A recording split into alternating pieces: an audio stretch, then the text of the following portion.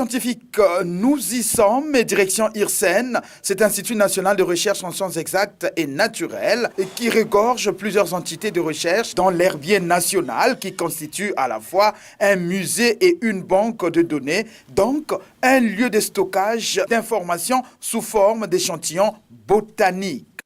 Toutes les plantes du Congo sont posées dans ce bâtiment, donc dans cette salle, qui doit être climatisée. Et puis également les fenêtres doivent être ce sont des baies vitrées pour éviter la poussière et puis la moisissure également.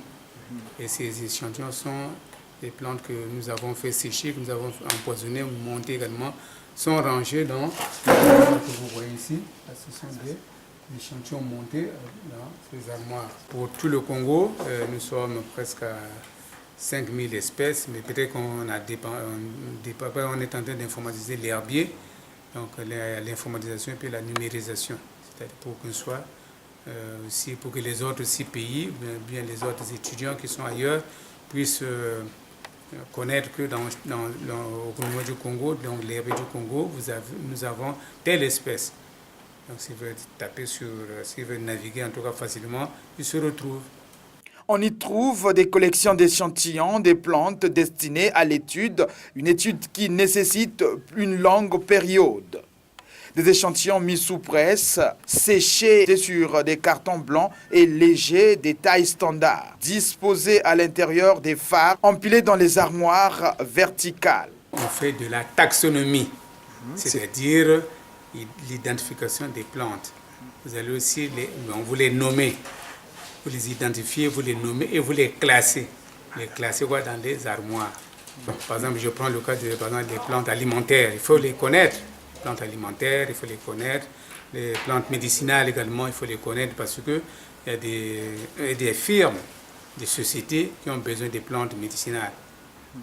On a eu des cas comme ça qui sont venus ici. En tout cas, on les a beaucoup aidés. Il y a également les bois d'œuvre, le bois qu'on vend là. Mais c'est important, il faut les connaître. Les essences exploitables, commercialisables, il faut les connaître. L'herbier national est parfois utilisé comme un matériel d'information, une référence. Les fournisseurs, les fermiers, les vétérinaires, etc. trouvent leur compte. L'efficacité de l'herbier national du Congo, c'est aussi et surtout le conditionnement des essences, donc des échantillons. Un vaste champ de recherche qui a besoin des chercheurs. Il y a moins de jeunes Congolais qui s'y intéressent, ce qui pose en toile de fond un problème de relève. C'est un peu difficile parce que la botanique, il faut l'apprendre. Si vous n'êtes pas passé par une école de formation, ce serait difficile. À l'ENSA, par exemple, à la fac de sciences, où on forme des étudiants au laboratoire de botanique. En tout cas, ce n'est que par là qu'on peut avoir des notions de botanique. Mais comme ça, vous ne pouvez pas vraiment venir travailler ici. Par exemple, moi-même, je suis retraité. Je viens de prendre ma retraite le 1er octobre 2018. Je suis retraité. Mais ici, je conduis un projet qu'on appelle CEP2. Au niveau du comité scientifique, il y a des étudiants qui peuvent postuler, qui veulent postuler. À partir de là, on fait la sélection.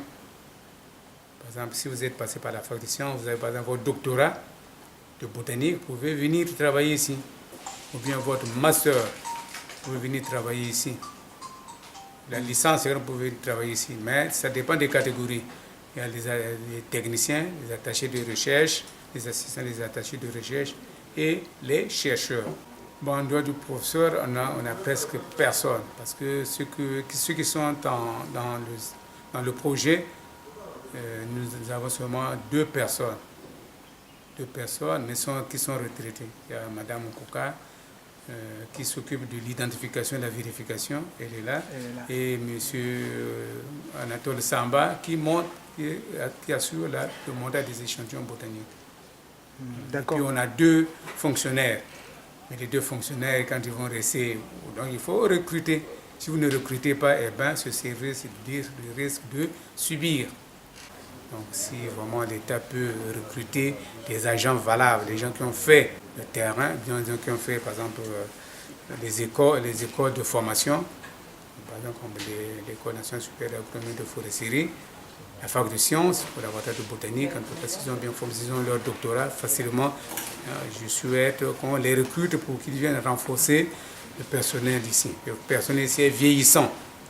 En tout cas, à peine je peux dire qu'il n'y a que 2 personnes qui vont rester. Moi, je suis parti, Madame Moukoka est partie, M. Anatole est parti.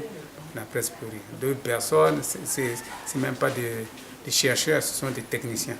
Alors, l'herbier national n'attend plus que les exploitants, les chercheurs, pour connaître davantage son émancipation.